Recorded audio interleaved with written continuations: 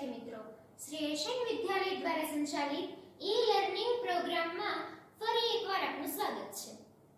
વિદ્યાર્થી મિત્રો, ગયા લેક્ચરની અંદર મેં તમને એવું કીધેલું હતું કે કોઈ પણ તત્વના ઇલેક્ટ્રોન રચનાને સમજવા માટે બે રીત છે। એટલે કે કોઈ પણ તત્વના ઇલેક્ટ્રોન્સને જો એની કક્ષાઓમાં ગોઠવવા હોય તો બે મેથડ દ્વારા એને ગોઠવી શકાય છે। જો કે બંને મેથડ છે તો એકબીજાને રિલેટેડ જ, પણ હાલના ધોરણ મુજબ એટલે કે 9મા ધોરણ મુજબ આપણે અતિ ડીપમાં એને સમજવાની જરૂર નથી, પણ હા, બંને મેથડ આપણે સમજવાની છે। પહેલી મેથડ કાલે આપણે શીખવાની સ્ટાર્ટ કરેલી, અને પહેલી મેથડની અંદર ઓલી જે ગોળ ગોળ ચકેડાવાળી મેથડ હતી એની અંદર મેં તમને 1 થી 18 તત્વોની ઇલેક્ટ્રોન રચના સમજાવી દીધી। હવે 19 નંબરની વાત જ્યારે આવી ત્યારે આપણી પહેલી મેથડ હતી એ કામમાં આવતી નહોતી। કેમ? તો કે ત્રીજી કક્ષા છે એની અંદર મેક્સિમમ 18 ઇલેક્ટ્રોન્સને સમાવી શકાય, જ્યારે 19 નંબરનું તત્વ છે એની અંદર ત્રીજી કક્ષામાં જગ્યા ખાલી હોવા છતાં એનો જે નવો આવતો ઇલેક્ટ્રોન્સ છે તે ક્યાં આવી જાય છે? ચોથી કક્ષાની અંદર। આવું થવા પાછળનું કારણ શું?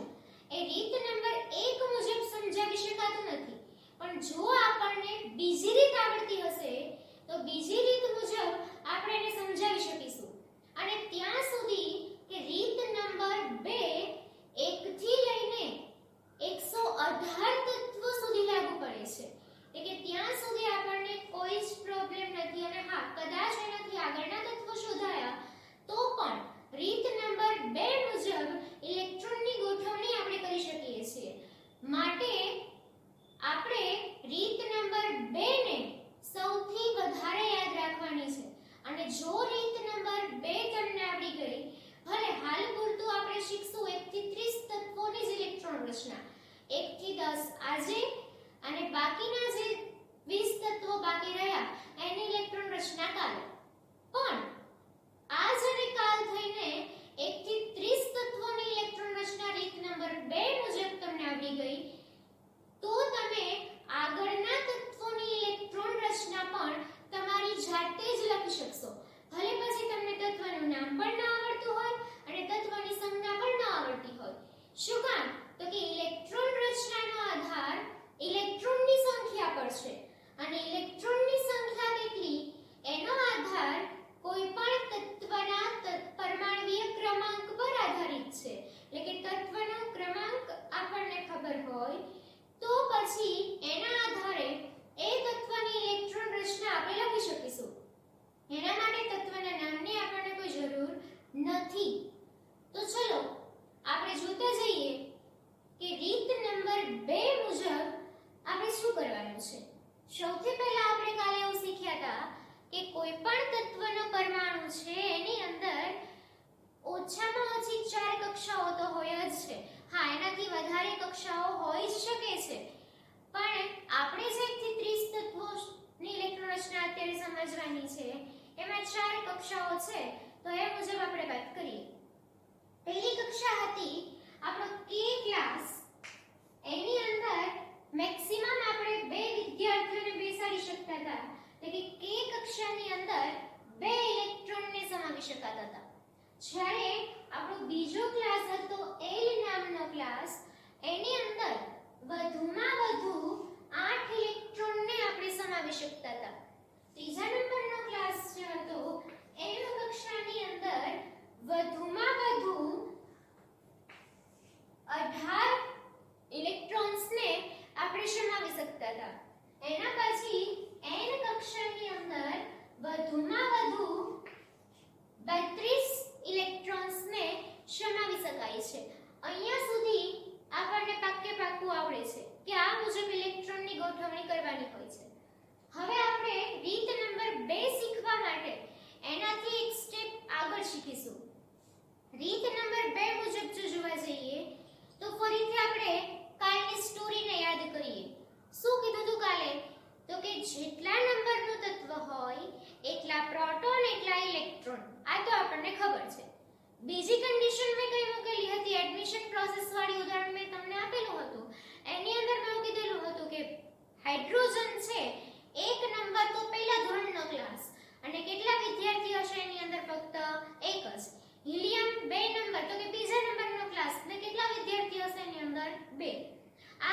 મુજબ આપણે ગોઠવણી કરેલી હતી અને એ મુજબ વિદ્યાર્થીઓને ક્લાસ વાઇઝ આપણે બેસાડેલા હતા. હવે એડમિશન પ્રોસેસ તો પૂરી થઈ ગઈ, વિદ્યાર્થીઓ ભણવાનું સ્ટાર્ટ કરી દીધું, પણ જેવા સ્ટુડન્ટ્સ ઘરે ગયા એટલે એને જઈ અને ઘરે પેરેન્ટ્સને ફરિયાદ કરી કે મને તો સ્કૂલમાં નીચે બેસાડે છે, બેન્ચ તો છે નહીં. હવે આજથી અમુક વર્ષો પહેલાની જો આપણે વાત કરીએ તો બેન્ચ સિસ્ટમ ભારતમાં હતી જ નહીં, નીચે બેસીને જ ભણતા હતા. પણ હવે તો બેન્ચ સિસ્ટમ આવી ગઈ છે એટલે નીચે બેસતા તો ફાવે નહીં. એટલે ફરિયાદ કરી પેરેન્ટ્સને કે બેન્ચ નથી, મને નીચે બેસાડે છે, ફાવતું નથી, ભણવાની મજા નથી આવતી કે. એટલે પેરેન્ટ્સે સ્કૂલમાં ફરિયાદ કરી કે બેન્ચ મુકાવો, અમારા છોકરાઓ નીચે નહીં બેસે. હવે સ્કૂલને તો માનવું જ પડે. એટલે સ્કૂલ વાળાએ આ પહેલા ક્લાસના વિદ્યાર્થીએ ફરિયાદ કરેલી એટલે પહેલા ક્લાસમાં એક બેન્ચ મુકાવી. હવે પહેલા ક્લાસમાં વિદ્યાર્થી કેટલા હતા? 2. હવે 2 વિદ્યાર્થીને બેસાડવા માટે એક બેન્ચ એમને મુકાવી દીધી અને બેન્ચનું નામ આપ્યું S. S નામની એક બેન્ચ પહેલા ક્લાસની અંદર મુકાવી દીધી અને S બેન્ચમાં કેટલા વિદ્યાર્થીઓને બેસાડવાની કેપેસિટી હતી? તો કે S બેન્ચની અંદર 2 વિદ્યાર્થીઓને બેસાડવાની કેપેસિટી હતી. હવે પહેલા ક્લાસમાં 2 જ હતા, એક બેન્ચની અંદર બંને વિદ્યાર્થીઓ બેસી ગયા.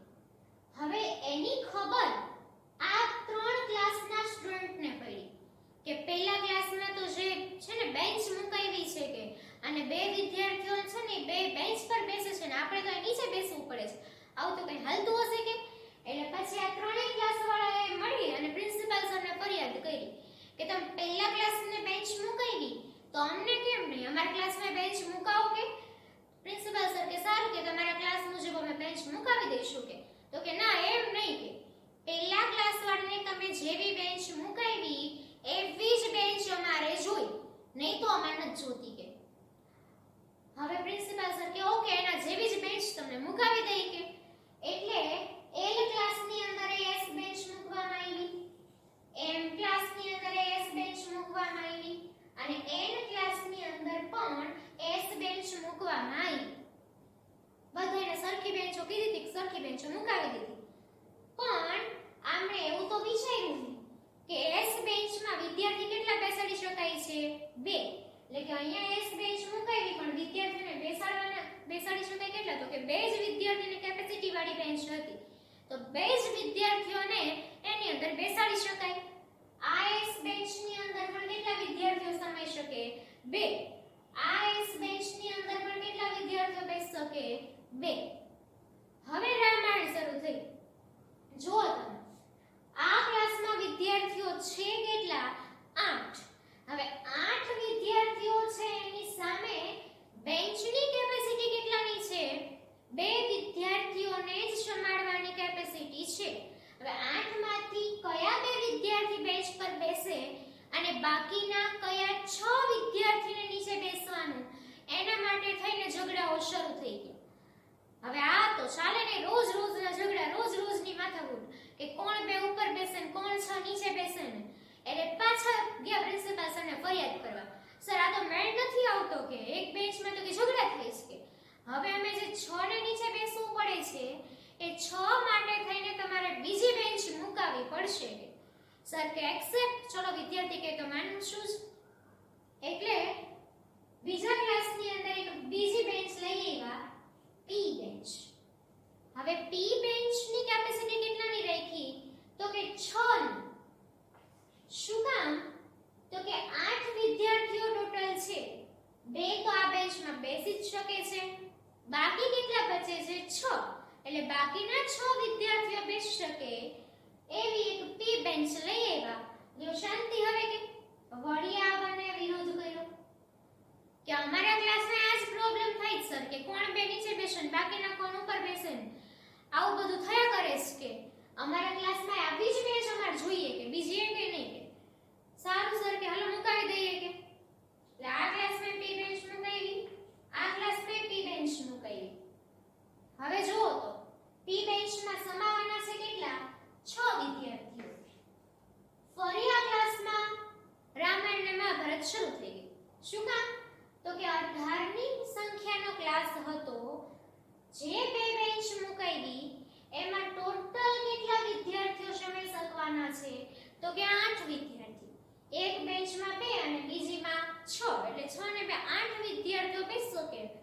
18 માંથી 8 જો બેન્ચ પર બેસી જાય તો બાકીના 10 ને ક્યાં બેસવું પડે? ફરીથી નીચે.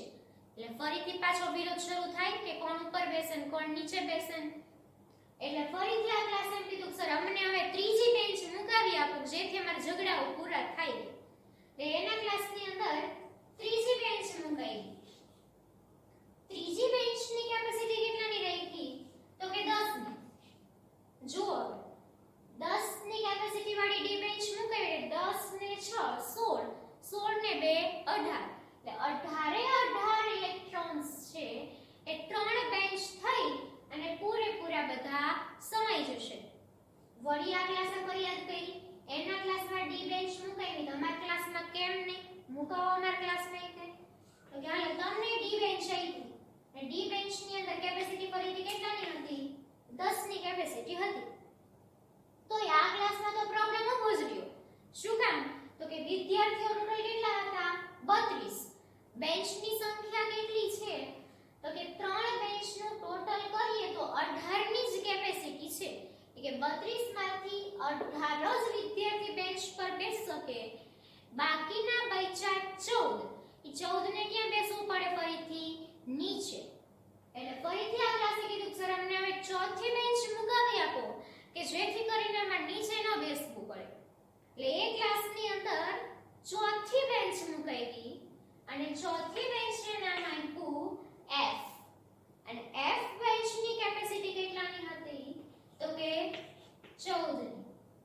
એટલે આ રીતે ક્લાસની ફાળવણી તો કરી પણ ક્લાસની અંદર બેન્ચો પણ મુકાવી. હવે આ તો હતું ઉદાહરણ. જો આપણે પરમાણુની દ્રષ્ટિએ જોઈએ તો કે L M અને N આ ચારને આપણે કહીએ છીએ કક્ષા. જ્યારે આ S P D F આ S P D F છે એને કહેવામાં આવે છે કક્ષક.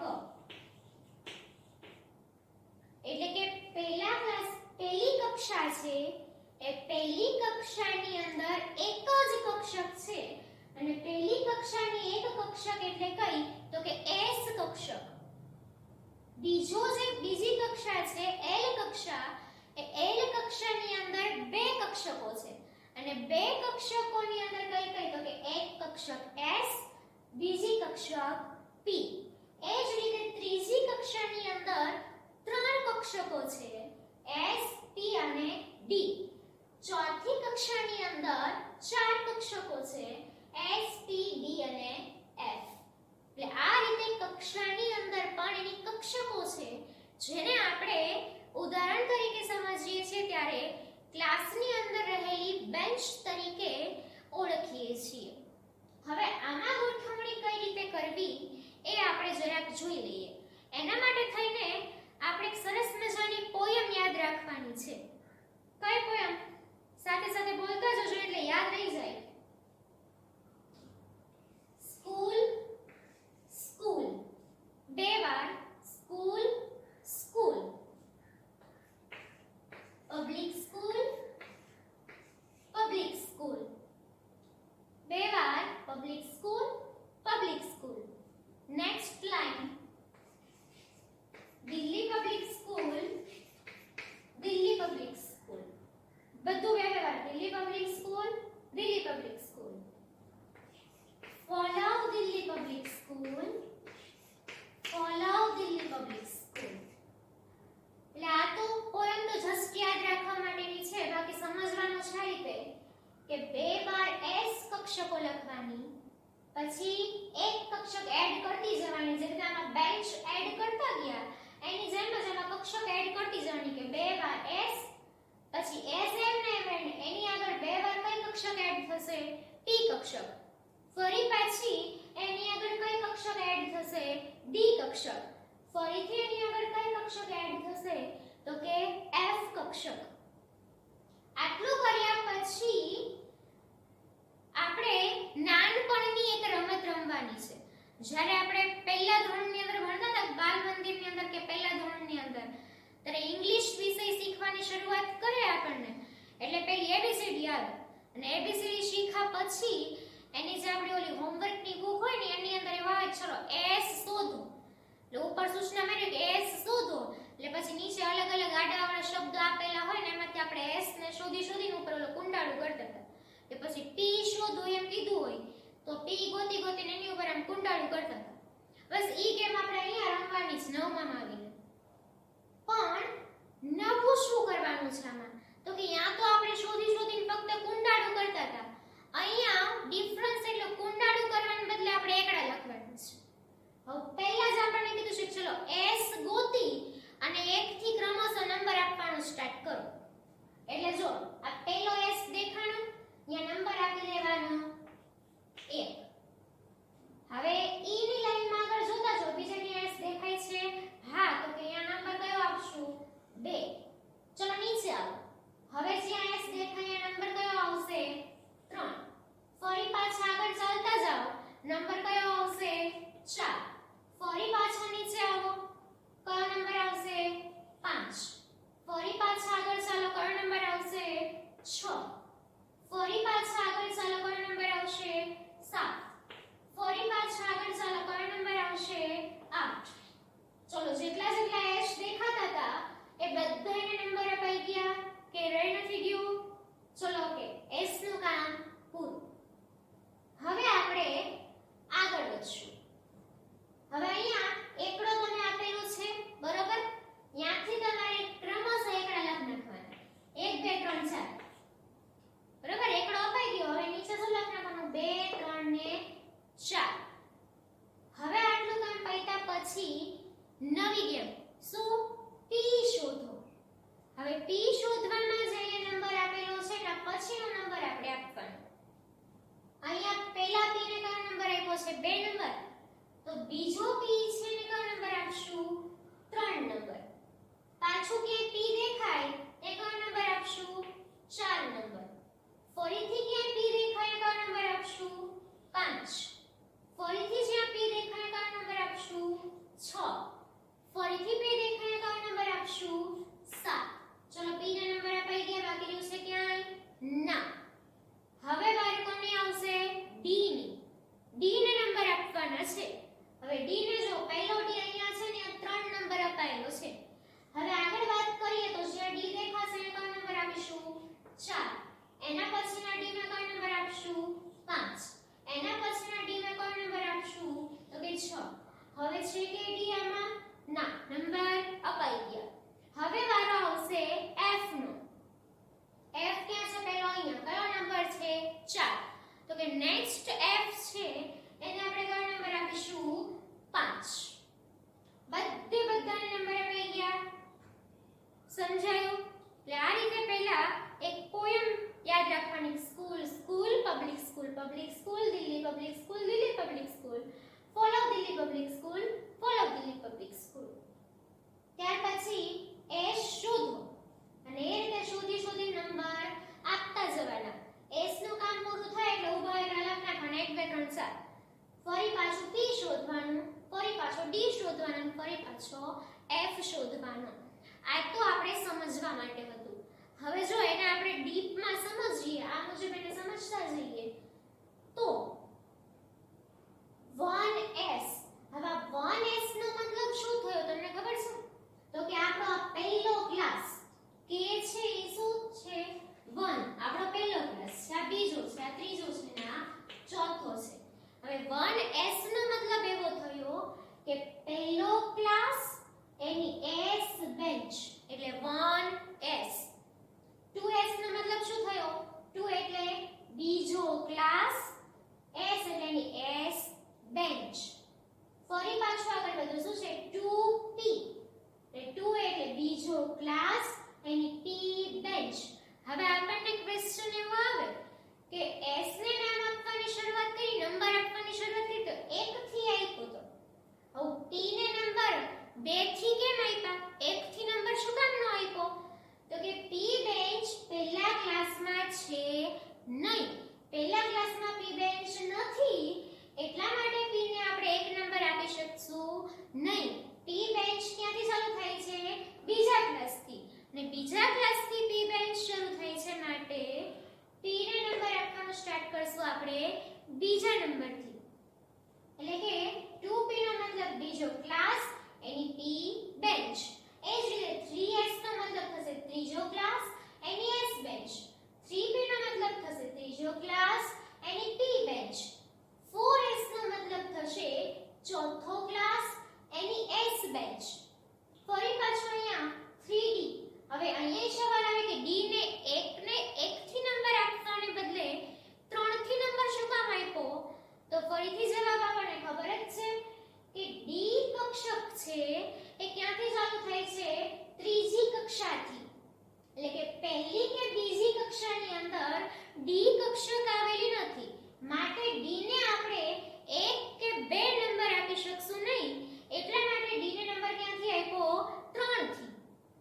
એટલે કે d ને સ્ટાર્ટ કરીએ તો 3d નો મતલબ કે ત્રીજી કક્ષા અને d બેન્ચ.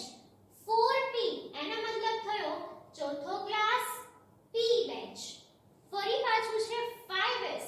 5s એટલે અહીંયા એક પાંચમો ક્લાસ અને પાંચમા ક્લાસની કઈ બેન્ચ? s bench. ફરીથી 4d એટલે ચોથો ક્લાસ એની d બેન્ચ. ફરી પાછું 5p એટલે પાંચમા ક્લાસની p બેન્ચ. ફરી પાછું 6 એટલે છઠ્ઠો ક્લાસ, છઠ્ઠી કક્ષા, એની s બેન્ચ. એટલે આ રીતે ક્રમશઃ આગળ વધવાનું છે. હવે જ્યારે આપણે ઇલેક્ટ્રોનની ગોઠવણી સ્ટાર્ટ કરીએ ત્યારે આપણે ધ્યાન શું રાખવાનું છે? તો કે પહેલો ઇલેક્ટ્રોન છે એ પહેલા ઇલેક્ટ્રોનને ક્યાં ભરવાનો છે? 1s માં. 1s માં કેટલું સમય શકે એમ છે? 1s ની કેપેસિટી કેટલાની છે? તો કે 2 ઇલેક્ટ્રોનની કેપેસિટી છે. શું કામ? તો કે પહેલો ક્લાસ અને s બેન્ચ. હવે જોવો તો s બેન્ચમાં જગ્યા કેટલાની છે? 2. એટલે કે 2 ઇલેક્ટ્રોન્સ આવશે ત્યાં સુધી 1s ની અંદર આપણે સમાવી શકશું. પણ જો 3 ઇલેક્ટ્રોન આવ્યા તો 1s પૂરેપૂરી ભરાઈ જશે અને ત્રીજો વધશે એને આપણે ક્યાં મોકલશું? 2s ની અંદર. હવે 2s ની કેપેસિટી કેટલાની છે જોવો તો કે 2. s બેન્ચ છે એટલે 2 જ સમાય.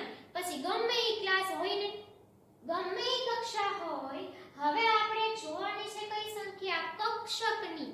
કે કઈ કક્ષકમાં કેટલા ઇલેક્ટ્રોન્સ સમાઈ શકે એ આપણે યાદ રાખવાનું છે. s હોય તો 2, p હોય તો 6, d હોય તો 10 અને f હોય તો 14. આ સંખ્યાને યાદ રાખે. હવે ફરી પાછું અહીંયા p આવ્યું, કેટલા સમાશે? મેક્સિમમ 6. s આવ્યું, મેક્સિમમ કેટલા સમાશે? 2. p કક્ષક આવી, કેટલા સમાશે? 6. s કક્ષક આવી, કેટલા સમાશે? 2. d કક્ષક આવી, કેટલા સમાશે? 10. p કક્ષક આવી, કેટલા સમાશે? 6. s ની અંદર 2, d ની અંદર 10, p ની અંદર 6, s ની અંદર 2. f આવ્યું તો કેટલા સમાશે? 14. d ની અંદર 10, p ની અંદર 6, s ની અંદર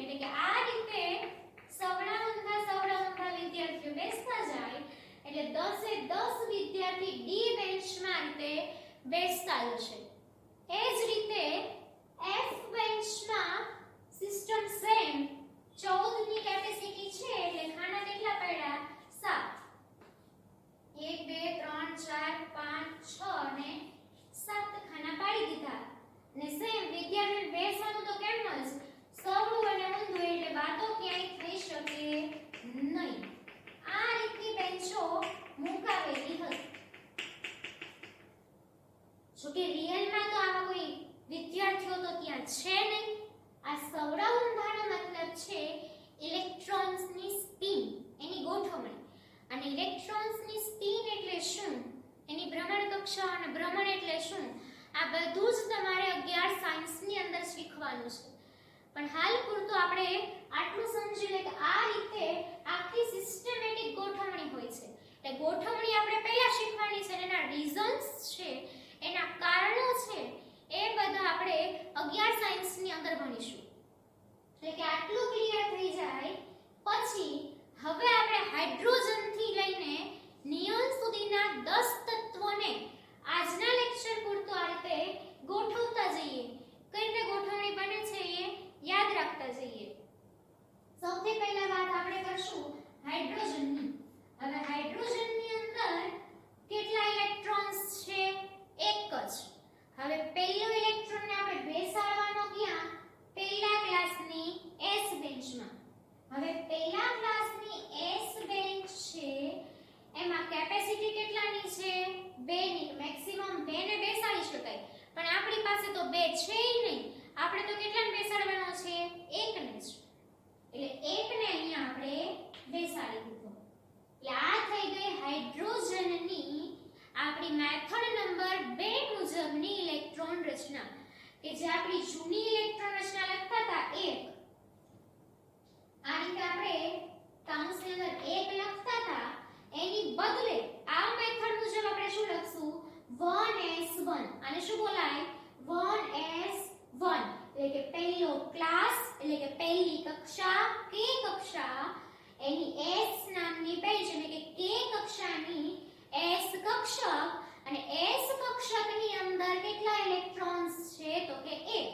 એટલે હાઇડ્રોજનની ઇલેક્ટ્રોન રચના થઈ 1s1.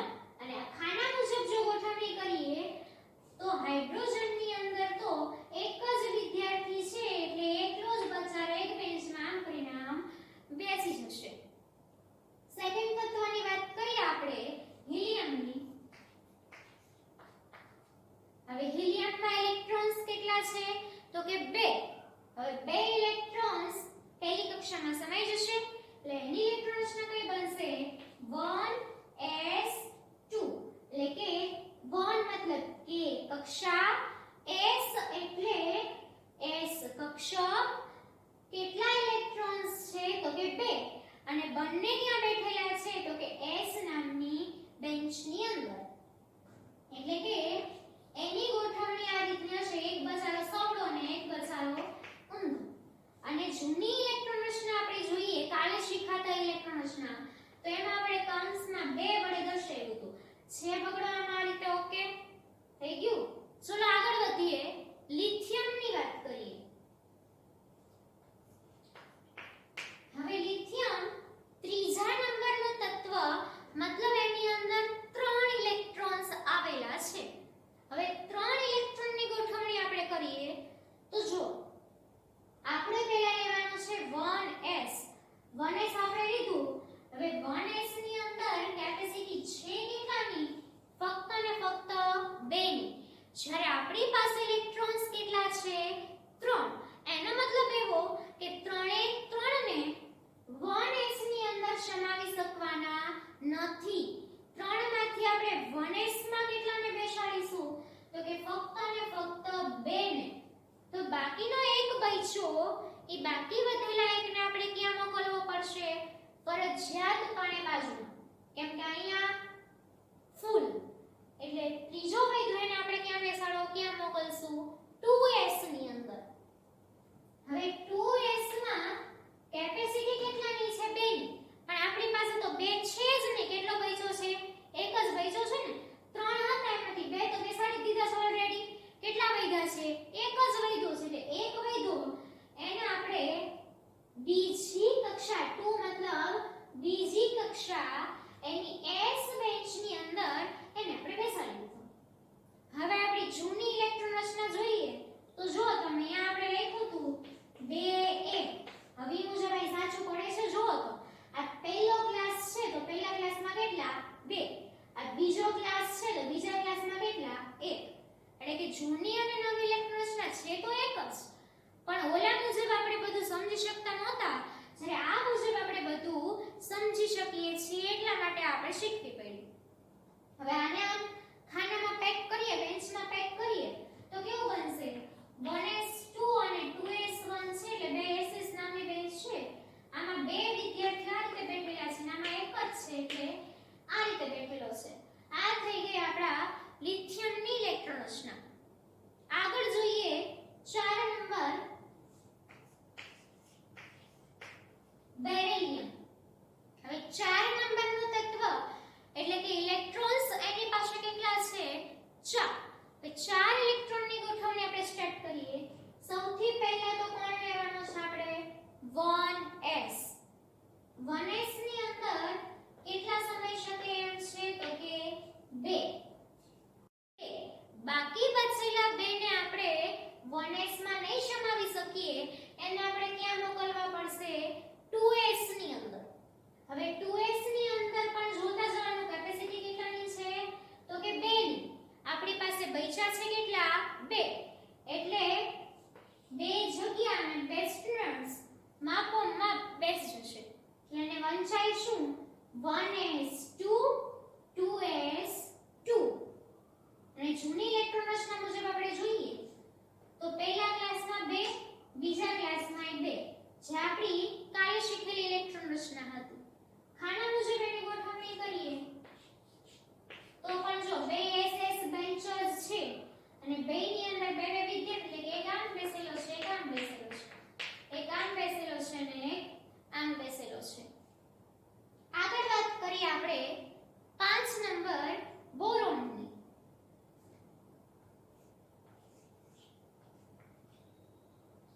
પાંચમા નંબરનું તત્વ છે, મતલબ એની પાસે ઇલેક્ટ્રોન્સ કેટલા છે? 5. હવે 5 ઇલેક્ટ્રોન્સને આપણે ગોઠવવાના છે. સૌથી પહેલા આપણે કોણ લેવાનું છે? 1s. 1s લીધું પણ 1s ની કેપેસિટી કેટલાની છે? ફક્ત ને ફક્ત 2 ની જ. હવે 5 માંથી આપણે 2 ને અહીંયા બેસાડી દીધા. બચ્યા છે કેટલા? 3. હવે બાકીના 3 ને બેસાડવા માટે આપણે બીજા ક્લાસની S બેન્ચ લેવી પડશે. હવે બીજા ક્લાસની S બેન્ચ આપણે લઈ લીધી. બચ્યા છે કેટલા આપણી પાસે? 3. બીજા ક્લાસની S બેન્ચમાં જગ્યા કેટલાની છે? 2 ની. એટલે ફરીથી માથાકૂટ થઈ. જગ્યા 2 ની છે અને બચ્યા છે કેટલા? 3. હવે 3 માંથી બેસાડી તો કેટલાને શકશું? 2 ને જ. હવે એક બચ્યો એને ક્યાં મોકલવાનો? તો કે 2s ભરાઈ ગઈ. હવે એને મોકલશું આપણે 2p પાસે. એટલે કઈથી 1s ભરાઈ પછી 2s, 2s ભરાઈ જાય એટલે કઈ ભરવાની છે આપણે? 2p. હવે 2p ની અંદર કેટલા સમાવી શકાય એમ છે? 6. જ્યારે આપણી પાસે બચ્યા છે કેટલા? એક જ. કેમ કે 5 માંથી 4 ને તો આપણે ઓટોમેટિક ગોઠવી જ દીધા છે. એકલું બચ્યું છે. જગ્યા 6 ની છે પણ એક જ વધ્યું છે એટલે એકને આપણે આસાનીથી સમાવી શકીએ. હવે જૂની ઇલેક્ટ્રોન રચના મુજબ આપણે ગણીએ તો જોજો ખાસ. પહેલો ક્લાસ છે એ પહેલા ક્લાસમાં કેટલા છે? 2. એટલે અહીંયા કેટલા આવશે? 2. હવે અહીંયા બીજા ક્લાસની કેટલી બેન્ચો આપણે મૂકી છે? 2 બેન્ચ. હવે 2 મતલબ L નંબરનો ક્લાસ. પછી બગડો આને આપ્યો હોય તો L ક્લાસ જ થાય ને આને આપ્યો હોય તો L ક્લાસ જ થાય.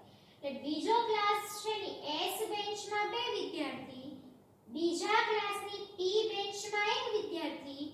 એટલે બીજા ક્લાસમાં ટોટલ વિદ્યાર્થીઓ કેટલા થયા? તો કે 2 અને 1 3. હવે જો કાલે શીખેલી આપણી બોરોનની ઇલેક્ટ્રોન રચના એમાં આપણે લખ્યું છે 2 3 કે પહેલા ક્લાસમાં 2 બેસાડ્યા, 3 વૈધા એને ક્યાં મોકલાવ્યા આપણે? બીજા ક્લાસમાં. હવે આ મુજબ જો આપણે જોઈએ તો શું બનશે? 1s ની અંદર 2 એટલે કે 1s2 એ જ રીતે 2s ની અંદર 2 એટલે 2s2 અને p ની અંદર આખી 6 ની બેન્ચ છે એમાં વિદ્યાર્થી તો કેટલો છે? ફક્ત ને ફક્ત બચારો એકલો જ. અને બોલાય કઈ રીતે? 1s2 2s2 2p1. એટલે આ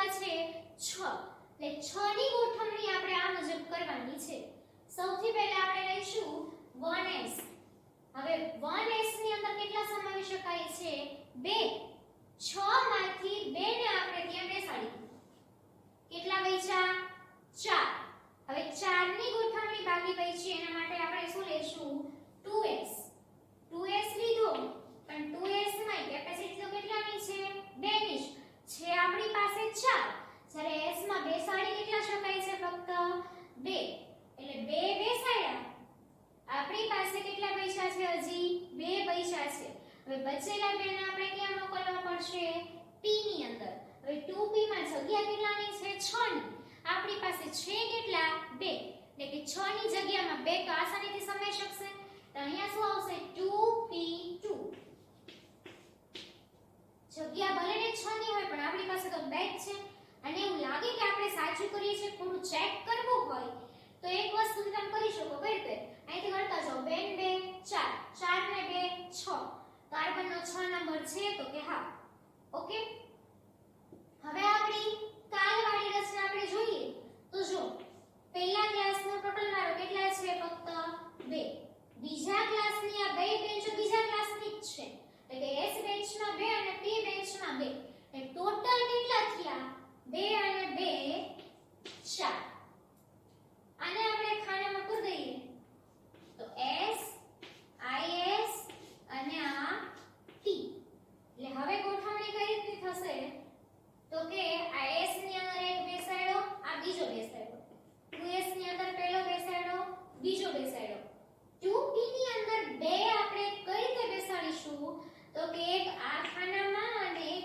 આ ખાનામાં હવે અહીંયા સગડો ઊંધો શું કામ નો બેસાડ્યો તો કે અહીંયા જગ્યા આટલી બધી છે તો શું કામ બચારા આવે ઉનાળાની ગરમીમાં નજીક નજીક બેસાડવા પડે જગ્યા છે માટે છોટા છોટા બેસાડે ભલે છોટા છોટા બેસતા હોય પછી ક્લાસ ફૂલ થતો જાય બેન્ચ ફૂલ થતી જાય ભલે પછી બેસવાનું જ છે ને તો આ જગ્યા ખાલી રાખીને પણ આને છે કે અહીંયા બેસાડે એટલે કે આ રીતે રચના હોય છે એના પછી 7 નંબરના તત્વની વાત આપણે કરીએ નાઇટ્રોજન કેટલા ઇલેક્ટ્રોન્સ હશે તો કે 7 હવે આ 7 ની ગોઠવણી આપણે સ્ટાર્ટ કરીએ સૌથી પહેલા આપણે શું લેવું પડશે 1s હવે 1s માં કેપેસિટી કેટલાની છે 2 હવે 2 ની કેપેસિટી આપણી પાસે છે કેટલા 7 તો 7 માંથી 2 ને બેસાડી દીધા આપણી પાસે કેટલા બચશે 5 હવે 5 ને ગોઠવવા માટે આપણે બીજું લઈશું શું લઈશું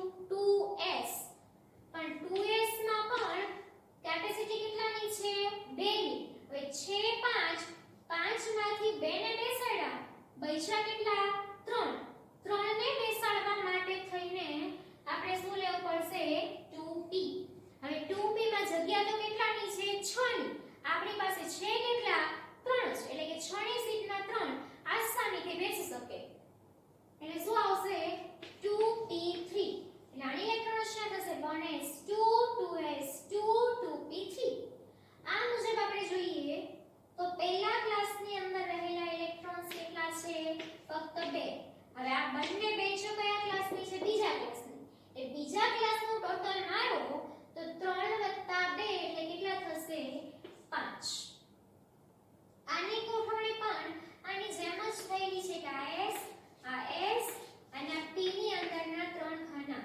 એટલે કે S ની અંદર 2 ને બેસાડ્યા એક આ રીતે એક આ રીતે એક આ રીતે એક આ રીતે જ્યારે P માં 3 ને બેસાડવાના થયા એટલે કે અહીંયા એકને બેસાડ્યો અહીંયા અને ત્રીજાને બેસાડ્યો અહીંયા નેક્સ્ટ વાત કરીએ આપણે ઓક્સિજનની 8 નંબરનું તત્વ મતલબ એની પાસે ઇલેક્ટ્રોન્સ કેટલા છે 8 ઇલેક્ટ્રોન્સને આપણે શોધવાના છે ફરીથી આપણે સ્ટાર્ટ કરીએ ક્યાંથી 1s થી 1s લીધું 1s માં કેટલા બેસાડી શકાય છે 2 8 માંથી 2 બેસાડ્યા આપણી પાસે 6 બચ્યા હવે 6 ને બેસાડવા માટે આપણે શું લીધી 2s પણ 2s ની કેપેસિટી પણ કેટલાની છે 2 ની જ એ 6 માંથી 2 બેસાડી દીધા હજી આપણી પાસે કેટલા બચ્યા છે 4 અને 4 ને બેસાડવા માટે થઈને આપણે શું લેવું પડશે 2p કે 2p ની અંદર મેક્સિમમ કેટલા વિદ્યાર્થીઓને બેસાડી શકાય છે 6, જ્યારે આપણે તો કેટલા બેસાડીશું ફક્ત ને ફક્ત 4 જ, કેમ કે 4 જ છે તો 4 જ બેસાડી શકાશે ને। હવે આ મુજબ આપણે જોઈએ કે પહેલાની અંદર 2, જ્યારે બીજાનું ટોટલ મારી તો 4 ને 2 6। આની ગોઠવણી કઈ રીતે થયેલી છે જોઈ લઈએ તો કે 1s ની અંદર 2 છે ઈ ઊંધા સવડા, વળી 2s ની અંદર 2 છે ઊંધા સવડા। આમાં 4 છે એના રીતે ગોઠવેલા છે કે આ પહેલો, આ બીજો, આ ત્રીજો અને ચોથો છે એને અહીંયા પહેલાની બાજુમાં ઊંધું મોઢું રાખીને બેસાડી દીધું। નેક્સ્ટ તત્વ આપણું છે ફ્લોરીન। 9 નંબરનું તત્વ, મતલબ એની પાસે ઇલેક્ટ્રોન્સ કેટલા છે 9, એટલે કે 9 ઇલેક્ટ્રોન્સની ગોઠવણી આપણે કરવાની છે। હવે 9 ઇલેક્ટ્રોન્સની ગોઠવણી માટે સૌથી પહેલા આપણે શું લઈશું 1s, એટલે કે 1s ની અંદર 9 માંથી આપણે ફક્ત કેટલા બેસાડી શકીશું 2, કેટલા બચશે 7। 7 ને બેસાડવા માટે આપણે શું લેવું પડશે 2s, 2s ની કેપેસિટી કેટલાની છે 2 ની, કેટલા બચશે આપણી પાસે 5। 5 ને બેસાડવા માટે થઈને આપણે કોણ લેવું પડશે 2p। હવે 2p ની અંદર મેક્સિમમ સંખ્યા કેટલાની છે 6 ની, જ્યારે આપણી પાસે છે કેટલા 5, એટલે કે 6 ની સીટમાં 5 આસાનીથી બેસી શકશે કે 5 ને 2 7 ને 2 9 ઇલેક્ટ્રોન્સ કમ્પ્લીટલી સમાઈ ગયા। જૂની ઇલેક્ટ્રોન રચના આપણે કાલવાળી જોઈએ તો પહેલામાં 2, બીજાનો ટોટલ મારો તો 5 ને 2 7, અને આનાની અંદર પણ આ જ રીતે સ્પિનની ગોઠવણી થયેલી છે, એટલે કે 1s ના 2 ને અવડા સવડા, 2s ના 2 ને પણ આ જ રીતે, 2p5 મતલબ 1 2 3 આ ચોથો અને આ પાંચમું। એના પછી વાત કરીએ 10 નંબર નિયોનની। 10 નંબરનું તત્વ છે, મતલબ એની પાસે ઇલેક્ટ્રોન્સ કેટલા હશે 10। હવે 10 ઇલેક્ટ્રોન્સને આપણે સમાવવાના છે। સૌથી પહેલા કોની મદદ લઈશું 1s ની। 1s ની અંદર કેટલા ભરી શકાશે 2, એટલે શું હશે 1s2।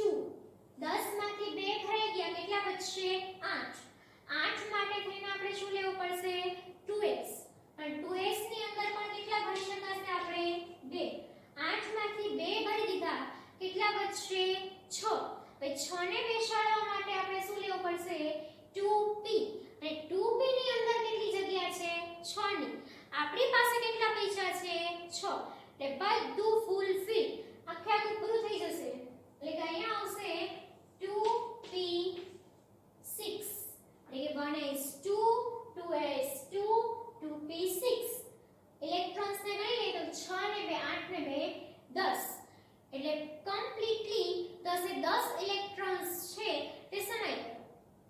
કાલની ઇલેક્ટ્રોન રચના મુજબ આપણે જોઈએ તો પહેલા ક્લાસમાં કેટલા છે 2, એટલે 2, બીજા ક્લાસમાં ટોટલ મારો તો 6 અને 2 કેટલા થશે 8, અને આ મુજબની ગોઠવણી આપણે જોઈએ તો 1s ની અંદર 2, 2s ની અંદર 2 અને 2p ની અંદર 6 ને બેસાડવાના છે, એટલે કે 1s ના 2 ને આ રીતે બેસાડી દીધા, 2s ના 2 ને આ રીતે બેસાડી દીધા, અને 2p6 એટલે કે આ પહેલો, આ બીજો, આ ત્રીજો, આ ચોથો, આ પાંચમો અને આ છઠ્ઠો, એટલે કે 6 એ 6 ને આ રીતે આપણે સમાવી દીધેલા છે। 10 સુધી ક્લિયર।